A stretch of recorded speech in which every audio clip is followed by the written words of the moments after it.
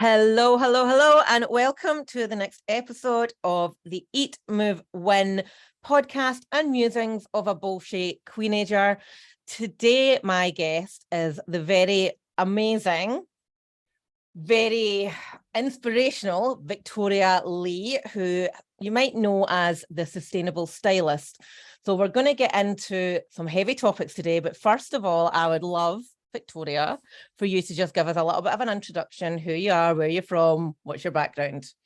Thank you so much for having me. So I am Victoria. I live in Glasgow. As you can probably tell by my accent, I'm not originally from Glasgow. It's a bit of a funny Glaswegian accent. But I've been living here for about 12 years now, and my job is to basically power dress the nation and beyond without it costing your wallet or the planet. Oh, I love it. Oh, I love it. All right. Well, we have got so much to talk about, and a lot of what Victoria champions might be seen as quite controversial, which we absolutely love here. We are not hiding away from that. So what we're going to kick off with is a huge topic, and one that I know Victoria is very passionate about, and through Victoria, it's something that I've actually started getting quite passionate about as well. So tell us all about fast fashion. What is fast fashion? Tell us all. What is it? Why is it bad? It's honestly, as soon as I hear those two words, the hairs start to stand up on the back of my neck, and I can feel the blood boiling inside of me. Yeah, that's like me when I hear people saying, I'm just going to do keto to lose weight. Like, oh. It's like those words that just trigger something inside of you, isn't it? Yeah. So fast fashion is essentially cheap made, low quality garments using mainly polyester, plastic kind of fibers. And these fast fashion companies, they put profit over people. So the garment workers that they employ to make the clothes, they will get paid something stupid like 2 pence an hour. Their human rights are just so low down. The bar is in hell, literal hell. And they push so many different items of clothing. Like some websites have 10,000 new items every month. You're kidding on. No, like there was a report the other day, and it was like H&M throughout a year had something like 60,000 new items on their website, whereas Shein, one of the places that I literally have nightmares about Shein. They will have a new line pretty much every week, and they can hit like hundreds of thousands of items every year on a website, and they just promote the kind of disposable fashion, the disposable trends. They don't promote any sort of like lifelong clothing. They're just the worst. They're just absolute assholes. But that's all I can. And I think like what I think a lot of people will be thinking right now is that's all very well and good. Yeah, the workers' human rights aren't even a consideration. It's cheap. It's like it's costing the planet in terms of air miles to get it to where it needs to go. But we're in a cost of living crisis, but people still want to wear nice clothes. So what do you say to those people that are like, well, that's really, really cheap? And it's all Show charity shops. Well, I feel like there's no argument. And like one thing that really, really pisses me off as well is that people who have the money to be spending 200, 300 pounds on online shopping per month will not put that money somewhere where it's a more sustainable, more ethical practices, or buy secondhand. Like sometimes it's a lot of people make excuses, and I'm not about that. Like, yeah, fair enough. There is a very small amount of people that the only access to clothing that they have is through fast fashion, but they're not the ones who are the issue. The issue is people who have the money to be spending with more sustainable and ethical brands, but they choose to follow the trends. They choose to be big on social media and do big Shein hauls and Zara hauls every month just for a couple of likes. And one of the sayings in the kind of sustainable fashion community is, it's cheap to you, but it's costing someone else. So somebody else's livelihood. So the factories in these third world countries that people don't give a shit about, their waterways are poisoned with the dyes that come from mass producing these £5 dresses for people to go and swan off when they earn thousands and thousands of pounds a year. They have a lovely car, a lovely home, like loads of holidays. They're the issue here, not the people who genuinely don't have any other access to clothing. Yeah. And right, so I don't think I've ever shopped at Shein. But there's a brand that's popping into my head just now, right? Boohoo. And I don't even know that. Or like, this is going back years, and all my interpretation of all these clothes are ridiculous clothes, like chaps and things with the bum holes cut out and mad like to God circles right in the boots. Like, we've all seen the ridiculous things, haven't we? Everything has cutouts, everything has holes in it. Like, I don't understand it. And do you know what? So another thing that fast fashion brands do is take over kind of trends. So obviously at the moment, people are kind of focusing, like a lot of people are making sustainability a big thing for them. So these fast fashion companies are greenwashing. And I saw something the other day, and I think it was Zara or H&M because it was in store, and it was jeans that have been made, mass-produced jeans that have been made to look like they've been upcycled by different pairs of jeans. Oh my God, that was the 90s. That happened in the 90s.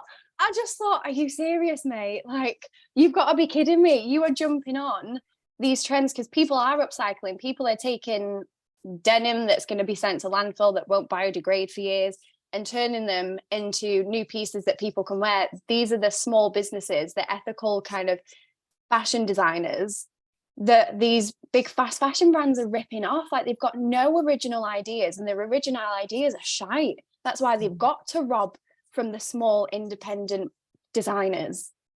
It's absolute mayhem. Yeah, it sounds absolutely brutal. I was reading, I think it was a TV program, and we're going back a year at least, and it was a company, a leather maker, that was using cut-offs. I think it was from Prada or Gucci, but it was some big major accessories house, and they were using offcuts of their leather to create these gorgeous, absolutely stunningly gorgeous like backpacks. But they were still high price. We're talking like plus 4 figures for a backpack. So that's obviously only talking to one area of the market. That's not accessible to everyone. But I have seen we've got a shop close to us, and it's not it kind of is a charity shop, I suppose, but it does have a dressmaker that works in there, and she makes adaptations to things. She kind of upcycles things. She makes things a little bit more trendy, and she's doing really, really well. Like, she's got like putting things out on social media, and within a day they're gone. So there definitely is a huge marketplace for it. What do you say to, I've seen this, H&M springs to mind, and I don't really, that sounds really bad, I don't really shop for clothes. I don't, like, as you can see, I'm very much a jeans and t-shirt kind of a gal. But H&M, I see, they're very making conscious choices and, flying the flag of, we are eco-friendly, we are the flag bearers for sustainable high street shopping. Is that true, or is that just marketing? Did you, I don't know if people can hear the eye roll that I just did there when you said that H&M are eco-conscious. No, this is absolute textbook greenwashing. That it's like they whack a green, natural made label onto a polyester garment, and it's like, oh, it's recycled polyester. Recycled polyester is still polyester. It's still plastic. It's still mass produced. You're still promoting the overconsumption of fast fashion. I think there's actually things coming in now that, because a lot of the big fast fashion brands have now been fined by governments and councils for greenwashing, because it's pretty much just false advertisement. Like, they're saying things and making claims. It's like, if you see a brand using like a little green leaf emoji, red flag.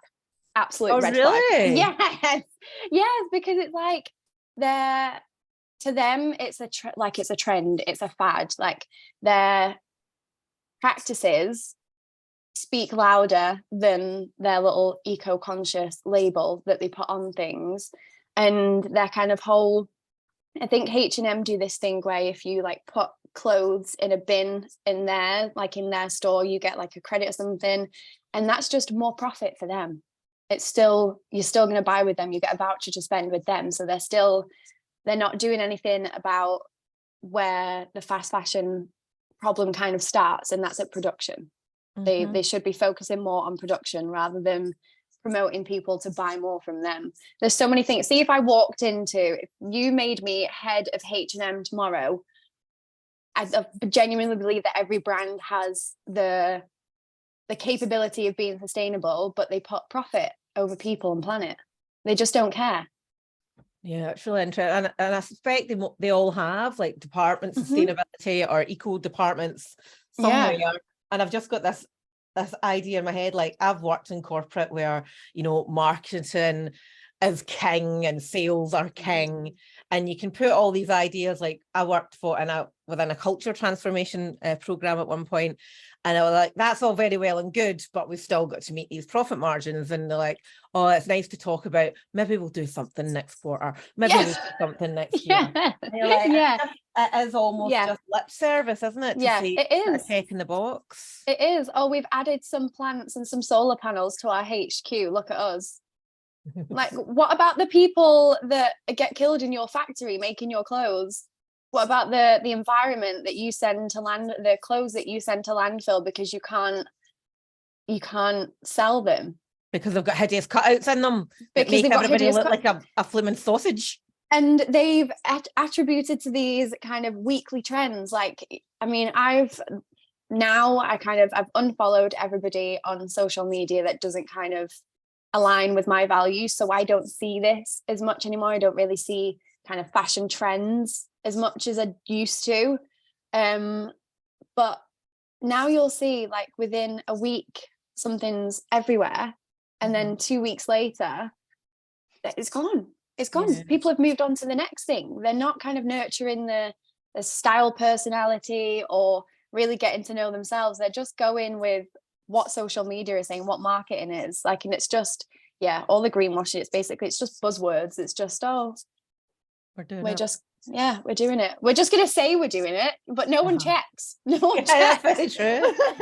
Yeah, actually, who's holding them to account? I could tell you that I could tell you that I've qualified as a dentist. You're not going to check. No one's going to check that. Do not put yourself out there as a dentist. I'm not a dentist, but no I offense. could just I'm sure say you'd be brilliant. I wouldn't. I really wouldn't. But that's the thing, people, you can just say things and people believe it.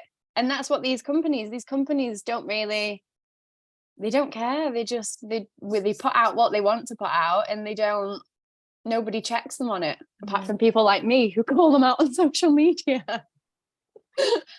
So, like that, you said something there that I thought that was quite interesting about finding your own style. And I think, you know, most of the people listening to this are probably going to be 40 plus, certainly late 30s onwards. And one of the things that I hear quite a lot from women in my audience is they don't know where to start. They've kind of got stuck in a bit of a life rut, body rut, therefore a clothes rut. They've spent the last 10 years like mumming or figuring out their career.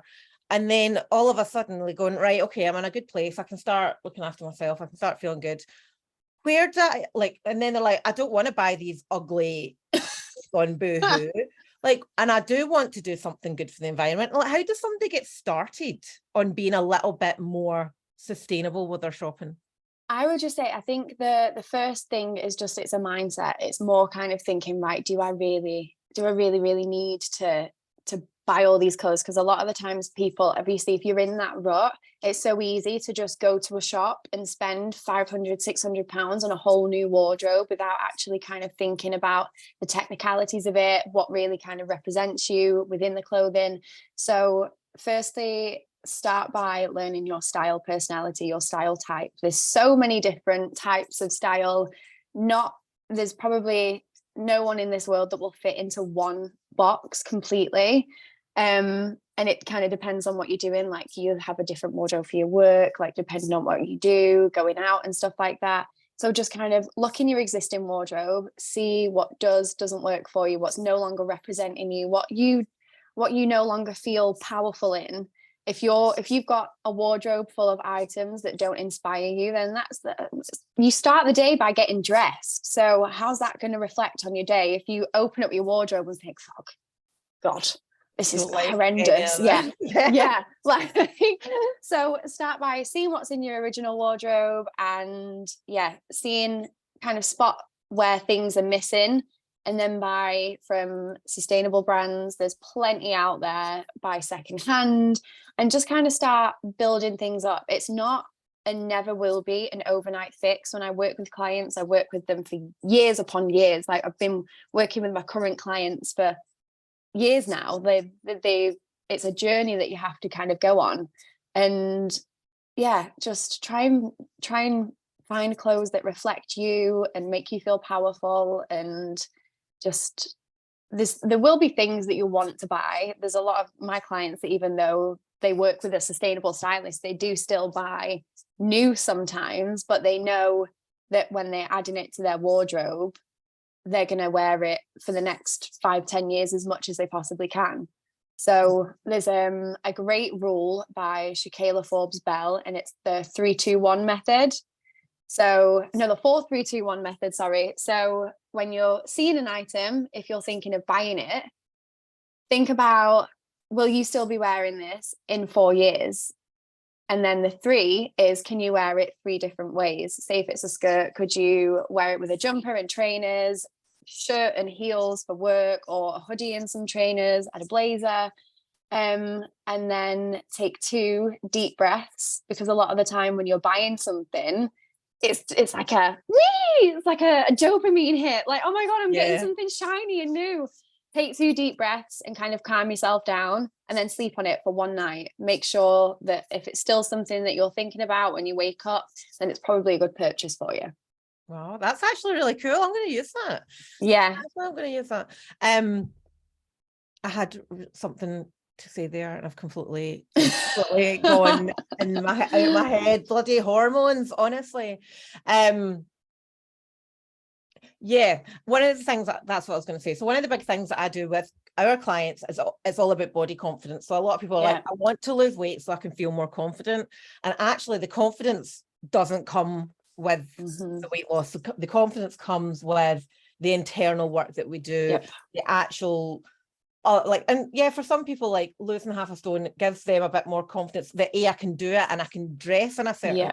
And one of the things, like, one of my top 5 tips for getting more body confident is wearing clothes that A, fit properly, and B, reflect the person that you are. Because like, going back to that stuck in a rut thing, like, you must get this as well. The amount of people that get stuck in this leggings and tunic style thing, which, no matter what body size or shape you are, must be the most unflattering combination. Like, even if you are like supermodel material and you're wearing jeans and tunic, like that, not the best.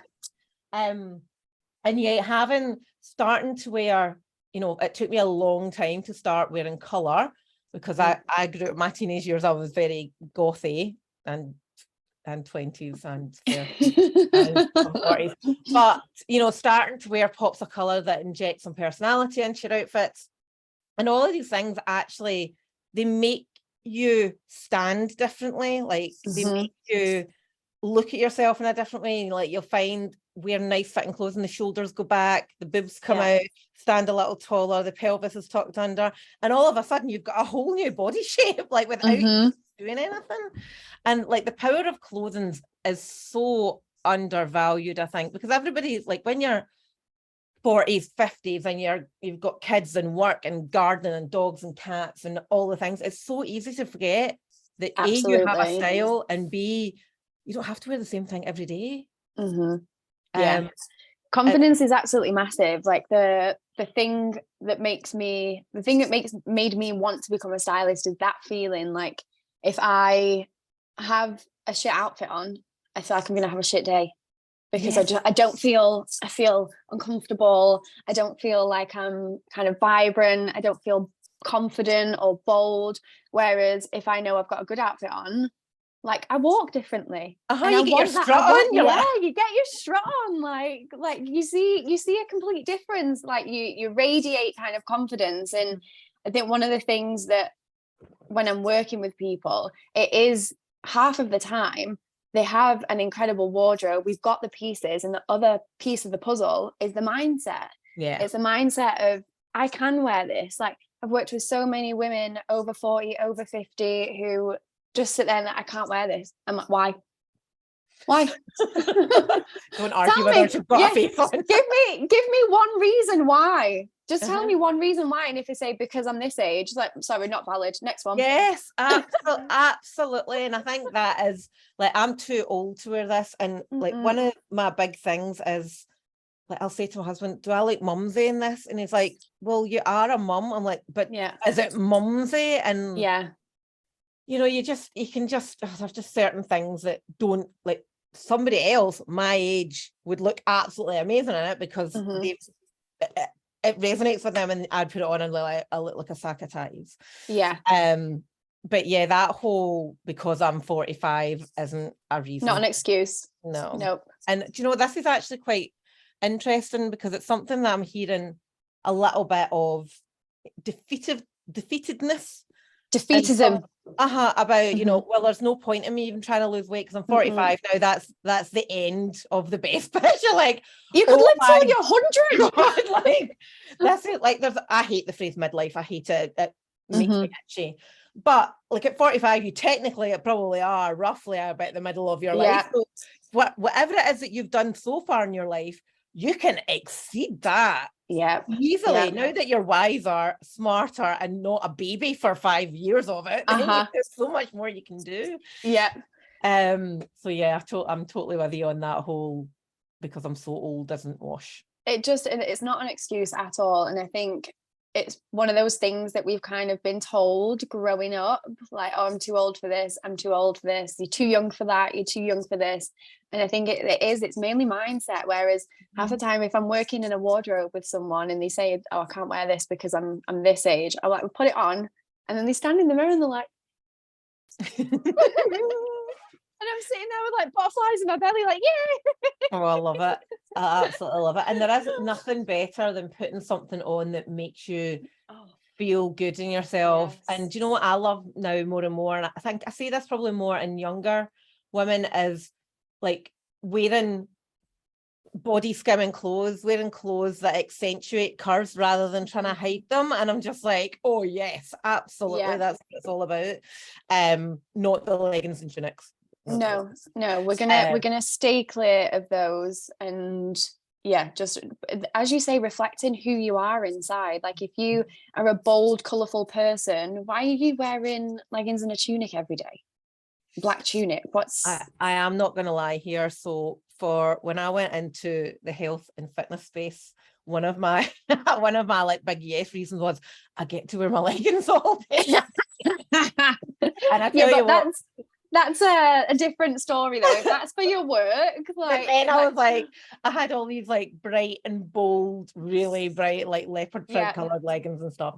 And then I got bored of wearing leggings and started like, I'm going to dress up today because I want to feel like I've got client calls and I want to really feel on my A game. And it does shift your entire outlook for the day. Absolutely. Even if like you walk into the train station in the morning on your way to work and somebody smiles to you or somebody says, oh, you look lovely. Like I will always be that person. If I see someone looking a little bit kind of bold and excited, I'm like, you look gorgeous today. Because that's a nice thing to receive as well. I don't know, but my area in Partick, there's just so many amazing people that dress incredibly. And it's just so nice to be like, I love your outfit today. And you can see them walking up with a little bit of spring in the step and it's just lovely.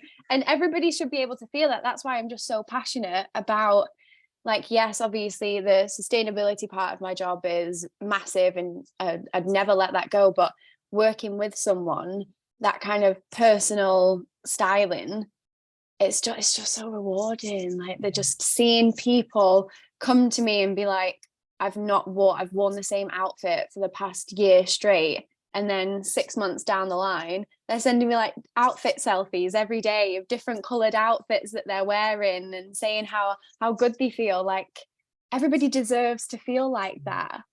Especially like women. We just sometimes we've got it hard sometimes. Like, so you've got to be able to have those little things for yourself. It's like self-care. Like you brush your teeth, you take care of yourself, you wash your hair. So make sure that the clothes that you wear, everybody wears clothes pretty much every day, unless you have a job where you don't wear clothes every day, then putting on the right outfit can really just change the trajectory of your day. Mm-hmm. It really does. I was thinking of the OnlyFans girls there, like that. Oh, but and I'm sure they've probably got their outfits like sorted as well. So yeah. Absolutely. Right, what I wanted to ask you about as well, and this is an opportunity for you to blow your own trumpet, because everybody should be blowing their own trumpet when they do something really good. You were recently up for an award, weren't you? Yeah. Right, so go on, tell us all about this. So late last year, I got nominated for Stylist of the Year by the Scottish Fashion Association. And genuinely, like, I'm not just saying this, but it was like, had no idea that I was going to win the award. And so I was just so happy to be nominated, especially because the stylists within the category that I was in, obviously Stylist of the Year, they're all absolutely incredible. Like, there is some mean talent in Scotland when it comes to styling. There are some incredibly creative people. So just seeing my name upon that list of those people, I was like, that's enough for me. I got to dress up, go for a little award ceremony. Like, I say little, it wasn't a little, it was a big night. No, it was good. Yeah, I had an outfit change and everything. It was incredible. But the Stylist of the Year category was the first one up. And I was like looking around the room at the other stylists that had been nominated, and I was like, I'm just so proud of them. Like, this is lovely. And then they said my name, and I was like, what the fuck? I was just sitting there, Chris was next to me, and I was like, oh no, because they'd emailed me the day before and said all nominees must prepare a 5-minute speech. And because I'm a bit airy-fairy, I was like, I'm not going to win. Like, I'm not going to bother preparing a speech because there's no point. Like, yeah, there's no point. And I didn't want to like jinx it either. I was like, if I prepare a speech, there's absolutely no way that I'm getting it. So I just stood on the stage and rambled. I was like, thank you so much to everybody. Everybody's so talented. Thanks, bye. I had no idea what to say, but honestly, like the first thing that I did, I phoned my mum, because obviously I'd recently lost my grandma in October. My grandma was like my biggest cheerleader in the entire world, and just knowing that she was up there, I was like, this is just one of those things that I was just really proud of. Was not expecting it, and I feel like it's going back to that kind of confidence thing. Like, it has really instilled a lot more confidence in me as well, because obviously when you're self-employed, you're freelance and you're doing different things, it's easy to kind of feel like a bit of an imposter, and you're like, oh, every time I send a mood board to a client, I'm like, they're gonna hate it, they're gonna hate it, they're gonna hate it, they're gonna hate it, and then they come back and they're like, I love it. So I think having that kind of award, obviously it's not the be all and end all, but it has really, really helped me, like, kind of validated me a wee bit. And I don't need an award to validate the work that I do, because it comes up in the results, but just having that award, especially because it was just so unexpected. And I was just, honestly, I've just been on absolute cloud nine, and I still get a little bit like thinking about it. It's so amazing. You did so well. We were also very proud of you. It was like, that's so well deserved. And it made me chuckle a little bit, because we at Team EMW, Vic does some work with our clients. But we've also got a Glaswegian girl who's a skincare specialist, and so you'd won the Stylist of the Year, and she'd won the skincare specialist of the year for the skin council. And all that. Go us, go team, like we picked some good ones. I know, absolutely magic. So on a final note, Vic, where can people find you? How can they work with you? I mean, everybody, one of the things that really amazes me about you is the results that you get and how you can take people from feeling a bit bleh and just turn them into amazing, but also this focus on the sustainability. So it means that it's not like, oh, well, I've just put together this mood board and it's full of Gucci and Cruise and like all this ridiculously overpriced stuff. So tell us how people can work with you. So I have a range of different services. So my kind of main one that I do is wardrobe edits. And that's when we go into your wardrobe, we analyze everything for kind of fit, color, versatility, and then we create the outfits that you already have in your wardrobe. Like, I think just having that extra eye in your wardrobe and seeing, right, well, you could wear this with this, and that's a brand new outfit, and you've not had to buy anything whatsoever. And then I do personal shops as well. So I take people out to the charity shops and encourage them to, if there's any things in a wardrobe edit that we've realized that you're missing from the wardrobe, or if you just want to add a couple of pieces to your wardrobe, but more sustainably, then we go out to the charity shops. I also sustainably style people for events. So say if you've got weddings coming up, or parties, or a big event in your life, or it's just a date night and you want an outfit that's sustainable but you don't really know where to start, I do that. And I also do a outfit subscription. So if you like shopping and you like your clothes but you want to do it more sustainably and kind of have pieces that are more focused to your personal style, then I'll send you an outfit. We've had some tremendous outfits that Vic has provided to some of our clients. Absolutely tremendous. Things that you would never expect would go together, and then you put them together and you're just like, holy cow, that is amazing. I think that's my speciality, just kind of like thinking outside the box. I'm a bit of a chaotic person, so thinking outside of the box for me is like inside the box. It works for you. Does work for you. Does work for you. That is amazing. So in the show notes, everyone, I'll put a link to Vic's website and Instagram, so that you can go and have a nosy. But honestly, for those of you that are very much high street shoppers, start that process of what you described, the 4321. It's going to be really valuable. And also, I apologize in advance if your spending goes up because you suddenly become addicted to vintage. Okay, sorry about that, because I couldn't tell you the last time I bought something new in the shops, but I have bought a heck of a lot of stuff from vintage of late, and really good quality designer high-end items as well. So it's definitely absolutely. Just if you have the means to shop better, then please do it, because just because, as I said earlier, just because a bit of clothing's cheap, somebody somewhere is paying the price for that. So yeah. Way to end. So, right, everybody, thank you so much for listening, and I'll leave the show and the information in the show notes. Speak to you soon. Thank you.